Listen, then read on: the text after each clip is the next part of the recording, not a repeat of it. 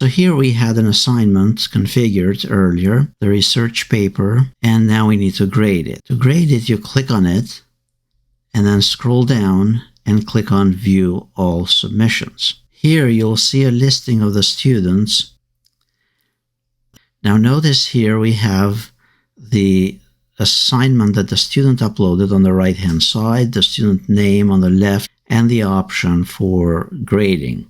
Here we click on Grade, and then on the left-hand side, the system will give us a preview of the assignment that they uploaded. Now, in my case, I didn't make too many changes to it since I'm just doing this for demonstration purposes. You can grade this a couple ways. You can enter comments directly on the PDF on the left, and you enter those comments by using these tools on the top. So if I wanted to add here a comment, I draw the box. So you basically are drawing these boxes wherever something is missing. The other thing you can do is click on these additional tools and using the pen tool. So you can highlight areas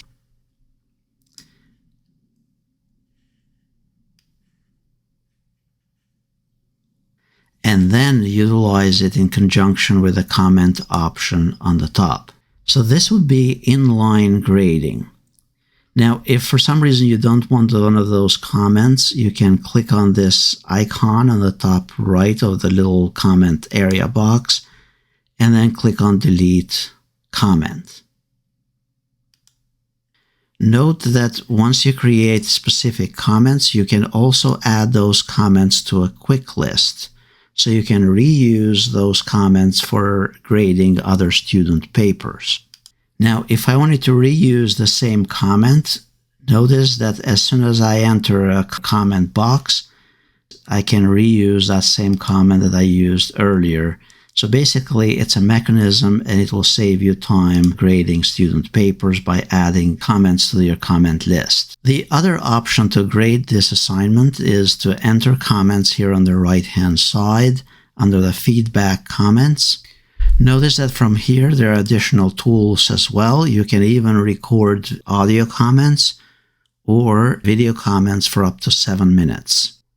The other option is for you to download the Word version of the document, make comments using Microsoft Word or PDF editing tools, and then further down here under feedback files, you'd upload the graded paper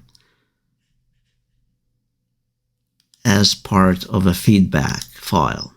In my case, I don't really have it, so I'm going to upload, let's say, the study guide. It is important to provide substantive feedback because the students need to know what they did do well and what they didn't do well to give them an opportunity to improve. Then when you're ready, you can enter the grade directly from here. Notice on the top, there is also the scan-in process. We use copy leaks for originality and AI checking, and this is where the score will be posted once that assignment has been scanned. And then you move on to grade the next student assignment.